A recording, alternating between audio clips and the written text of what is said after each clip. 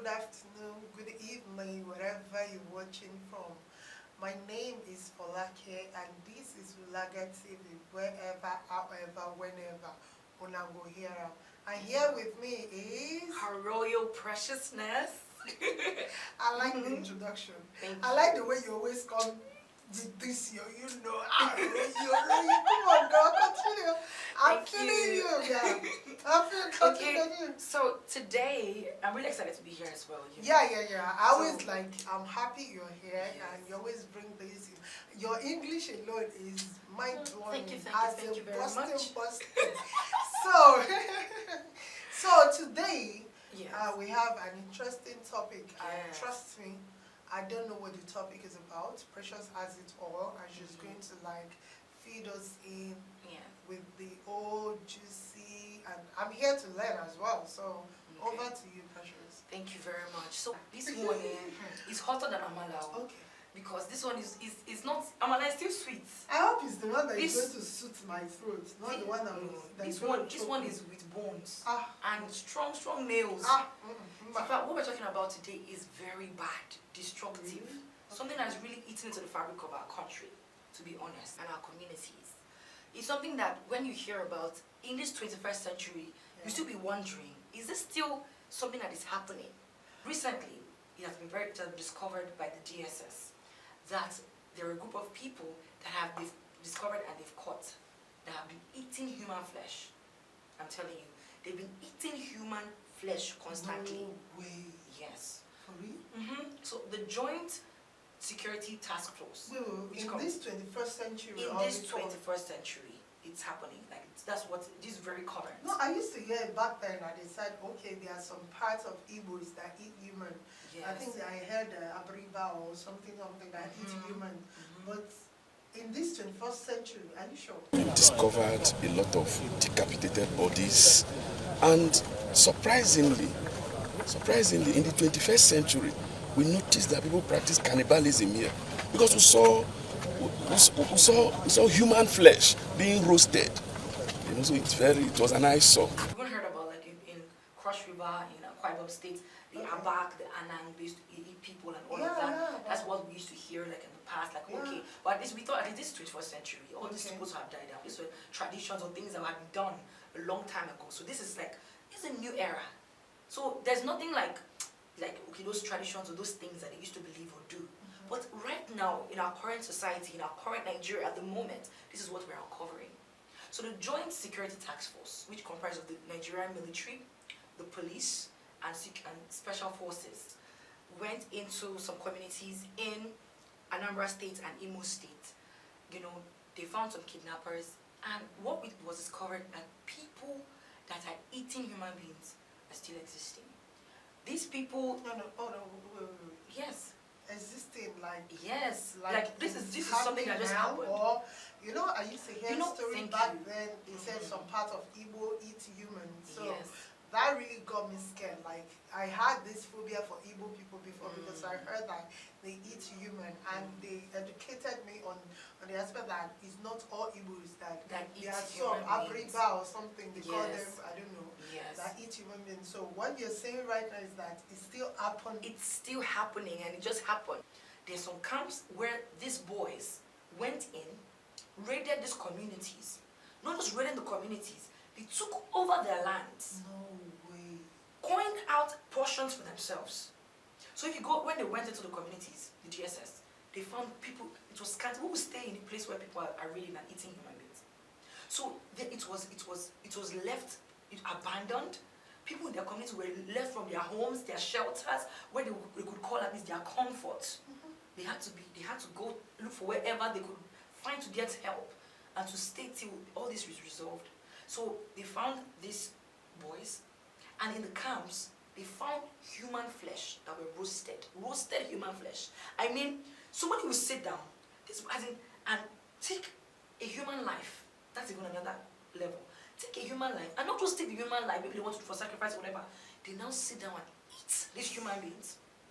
What sort of inhumane activity is this that will give you such what pleasure, or what pleasure, when you eat to enjoy yourself, I right? feel like throwing up. You eat to, what is food? God, To nourish your body, sick to my right? stomach. So then you don't find anything pleasurable anymore. All the rams, the meats, the chicken, the turkeys, none of them is good for food anymore. That they now decide that no, it's human flesh. They need to eat to nourish themselves, or for fun, or for whatever. God. It is disheartening, and the problem is, as what you said before, like it's not just a thing where you say, okay, this is because this was found out in Anambra State and Imo State. Yeah. You say, okay, someone said it's a thing on the east, okay, it's only eastern parts. It has also been said, like in Zamfara, in the north, there was a father that was really, really, sorrowful, looking for his 9-year-old son. He went to report to the police that he couldn't find his son. They had to, spring into action. On the 4th January 2022, at about 2:00 hours, police detective acted on intelligence reports and arrested the above-mentioned suspects in connection with the case. During interrogation, the second suspect, Abdul Shakur Mohammed, the 20-year-old boy, confessed that this was the third time he was contracted by the first suspect, Aminu Baba, a 57-year-old man sitting down here, to source for human parts for him at the sum of 500,000 naira. The said Aminu Baba, who is having 19 children and did not use any of his children to eat the parts, has confessed to the crime, and in his revelation are assisting police in investigation in arresting other members of his gang.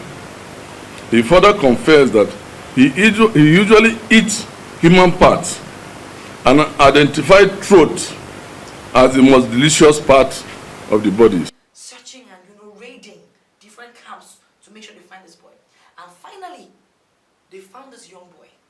He was tied, his hands were tied, his legs were tied, he was dead already. Oh my God. His esophagus was missing. Oh my Kidney God. missing. His penis was also missing. Oh my goodness. They had sold these parts for rituals to whoever the buyers were. And they said this was not the first time that they've been doing this consecutively, successfully. They had been doing this. So all these parts were missing. Then the man confessed that after selling, that he eats the body. Oh my God. Oh my God. What sort of disheartening, I don't still understand, I don't still get it. It makes me ponder what is happening in our country, where you no longer find pleasure in what is pleasurable. It's now in the things that are distasteful and very disheartening that you desire to now start eating human flesh. Okay, do we have some campaigns that will say, okay, please don't eat your brothers, don't eat your sisters, say no to eating your fellow human beings? Have it gotten to that point where we have to, like how you say, the one we have at hand is not enough. Then so do we start having some kind of reorientation and campaigns that will gear towards, please don't eat your fellow human beings? Is that what we should start thinking about doing now? It's really painful. It's really painful. Wow. So apart from even in Zamfara State, another one happened in Oyo State, where there was a lady that was kidnapped in Edo State, and they were looking for her. But finally, they traced it through the intelligence reports that they're getting, and found her in Oyo State. Wait. Mm-hmm. This thing, is it done by all tribes or? The way it is now, it's not just like a maybe from the southwest or the eastern part of it's in the north, it's in the south, it's in different places in Nigeria. So where is safe now? Where is safe now? This is our country, this is our society, and we're supposed to at least feel comfortable in our society that okay, this is our home, this is where we are, this is where you have your children, your family members. Every day, almost every day, go to a police station nearby, people are complaining. People are bringing cases of missing children, missing husbands, missing wives, pregnant women, different missing on a daily basis. You can go and get your facts right. It's been reported. So I would say that this is like where a lot of people were found there. In all these camps that were raided, they found stolen cars, they found, apart from the human parts, and dead bodies that were found. A lot of dead bodies were found. So a lot of people that are missing, to be honest, some of them have been kidnapped and their parts have been sold and their bodies have been eaten. And so-called human beings like us, Nigerians like us. It's like they will say, what I order versus what I got. But sometimes when that thing you got is even good, you can make do with it. You understand? You will still appreciate it. You get, okay, even if you're not the one we voted for, or you're not the one we want, why not do that thing that will make us regret our action? And say, wow. Wow, we didn't know this person, is going to be like this. Awesome. Why not do things that will make us stand? Why not do things that will write your name in our heart forever? Like, God, please, I don't know. Please, we really need intervention. We need intervention. And at the end of the day, they said the only thing we know is calling God, God, God, God. But who else can we call? We can all make it through together if we just really hold on. But we should please stop. You don't need to kidnap anybody to get to that point you need to get to. We can still do decent, legal, good works that we can get. At least try to do something. Not get to that point where you start doing things that are despicable. Like kidnapping, eating your fellow human beings. Please, I want to plead with Nigerians. And I also want to plead with the government. We know there are lots of things that are allocated for different things, but please, if we can equip because the truth is this, I must give it to the DSS, at least for uncovering this one and the other ones that we talked about. Yeah, I think they are trying. At least they tried to uncover this one in Abia State and Imo State. But do you know that if there are more funds that are allocated to the security, you understand? Check into that area, a lot more kidnappers camps where people are suffering and are pleading and praying daily that God should just help, send help there so they can be alive. Because there was one Mr. Eze that was rescued. Obviously, he was going to die if he was not rescued. So there are a lot of people that are still, as we're speaking right now, a lot of camps, kidnappers camps that are still presently running smoothly, where they are kidnapping people daily, selling their body parts and their organs, and also eating the human beings, eating them. So if our government can at least try to equip our security, our military, our police, just to encourage them, instead of starting money, we will be able to uncover more of these camps.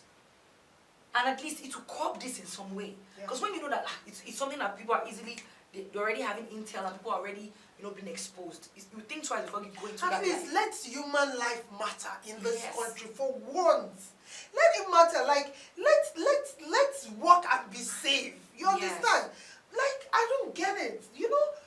Back in those days, my mother used to tell me that back in their village those days, people sleep outside. But now can you do that? Here in Nigeria, no. Can you do no. Here in this same Nigeria, it was that safe. But now everything is just no.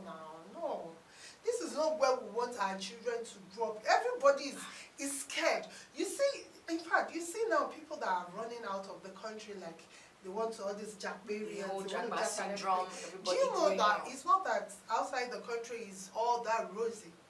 It's because they don't want to grow their kids in this kind of society that there is no security. We need to beef up our security. We are just appealing to anybody out there, all about, please, we need our security beefed up.